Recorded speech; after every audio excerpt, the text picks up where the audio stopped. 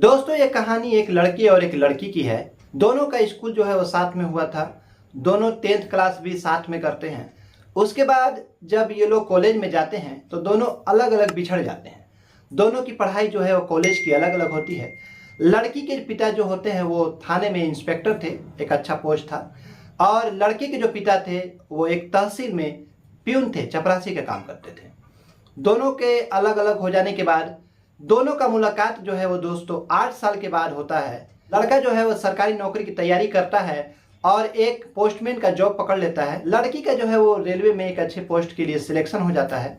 उसका appointment letter जब आता है तो वही लड़का उसका अपॉइंटमेंट लेटर लेकर उसके घर पर जब पहुंचता है, उस लड़की को जब पता चलता है कि कोई पोस्ट ऑफिस से पोस्टमैन उसका ज्वाइनिंग लेटर लेकर आया है, वो सोचती है कि कोई होगा पोस्टमैन। लेकिन जब बाहर निकलती है दोस्तों तो बहुत ही मार्मिक दृश्य हो जाता है। वो लड़का भी लड़की को पहचान जाता है, लड़की भी लड़के को पहचान जाती है। दोनों 8 साल के बाद मिले हुए थे। दोनों की आंखों में आंसू आ जाते हैं। लड़का जो है वो पोस्टमैन बन जाता है लड़की का ज्वाइनिंग लेटर लेकर। वही लड़का उस लड़की के पास जाता है।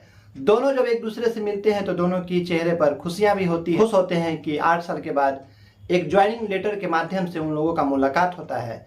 दोस्तों ये बहुत ही इंटरेस्टिंग प्रेम कहानी है। जब आप सुनेंगे तो आप लोगों को भी बहुत अच्छा लगेगा। उसके बाद आप इस कहानी में उस लड़की की भी तारीफ करेंगे। नमस्कार दोस्तों, मैं हूं जितेंद्र कुमार सिंह और स्वागत है आपका अपने YouTube channel story with you में। दोस्तों बहुत ही इंटरेस्टिंग और दिलचस्प कहानी है जो मैं आप लोगों के सामने लेकर आया हूं।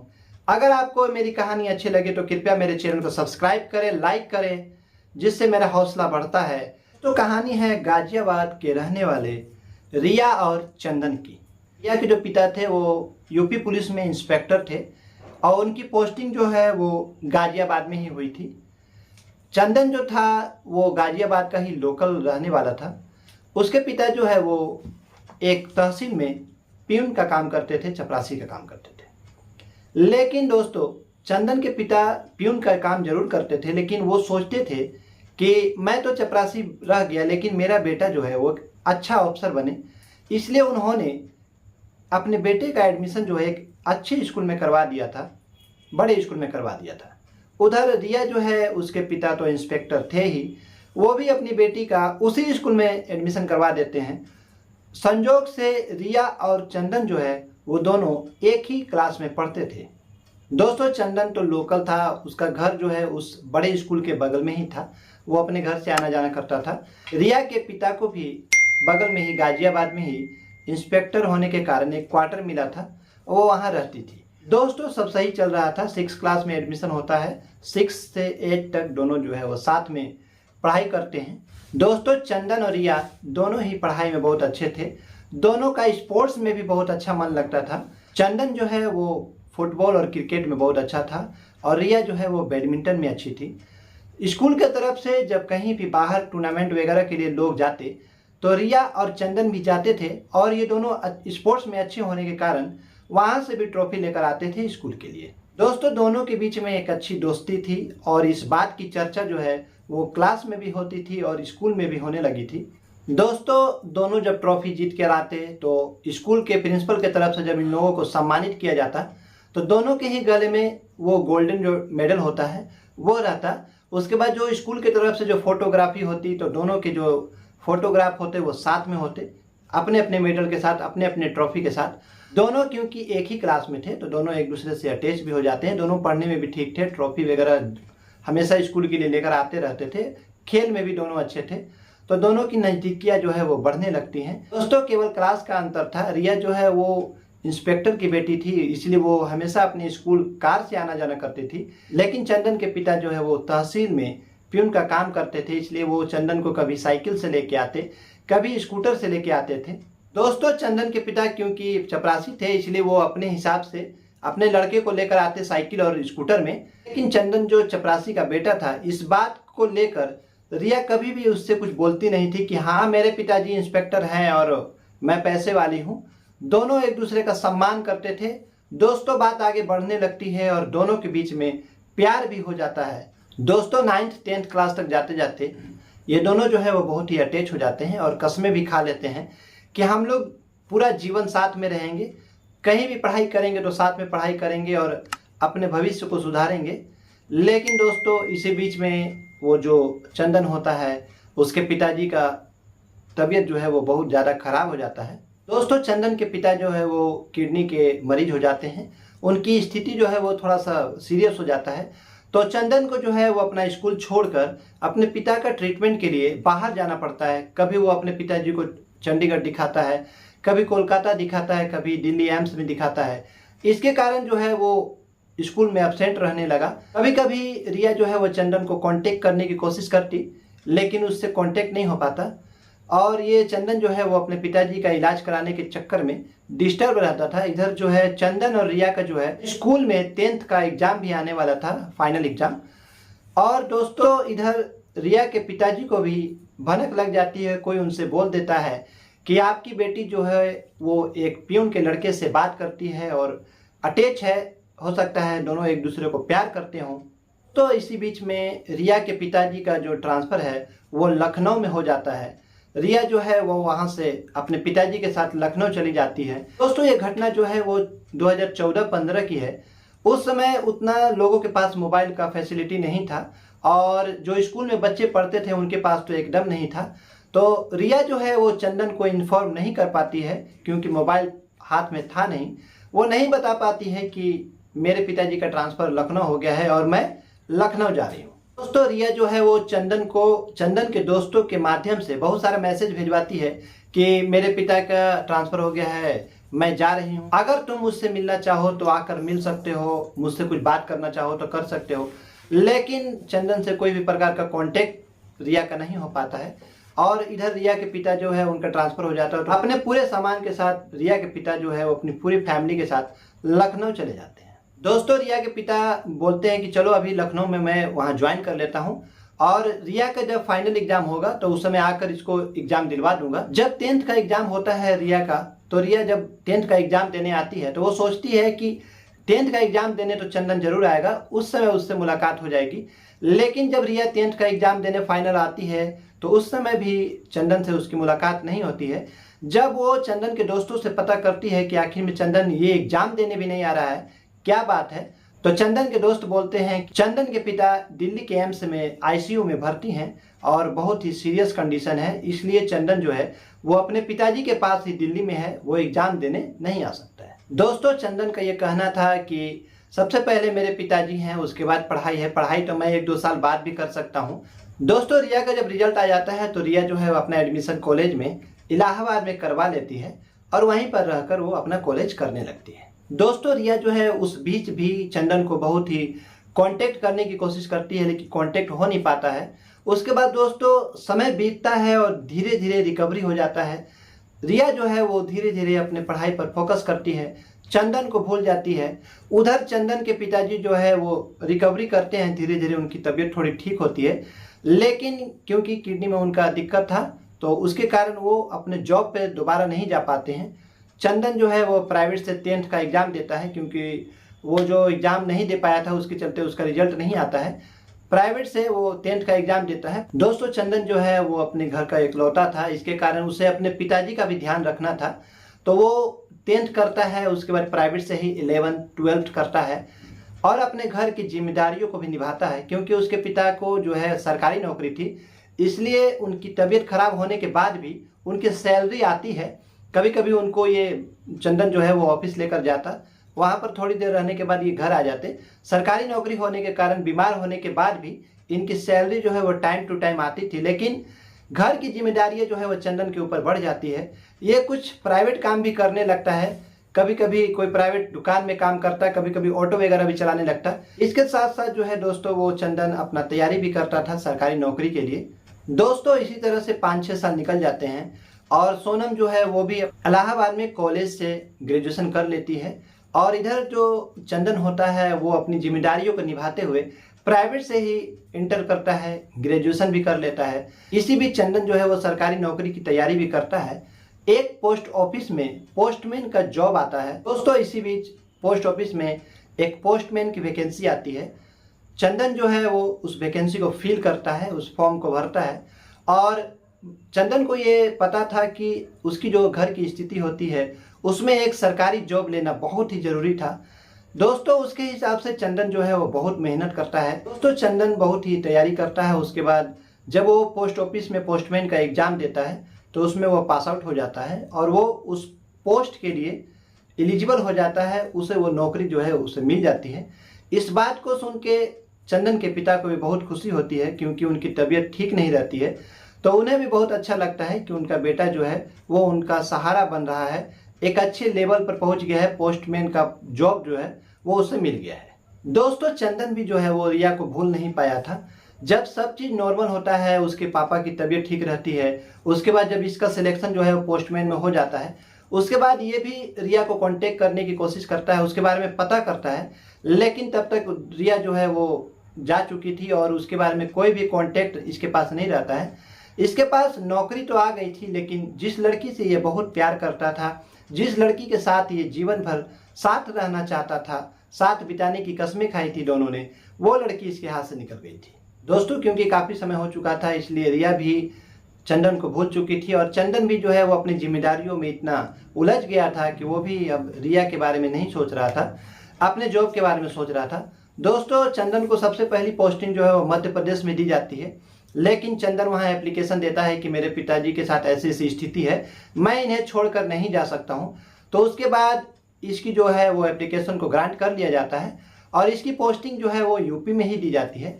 1-1.5 साल काम करने के बाद इसकी धीरे धीरे ट्रांसफ़र होती है और इसकी ट्रांसफ़र जो है वो इलाहाबाद में कर दी जाती है।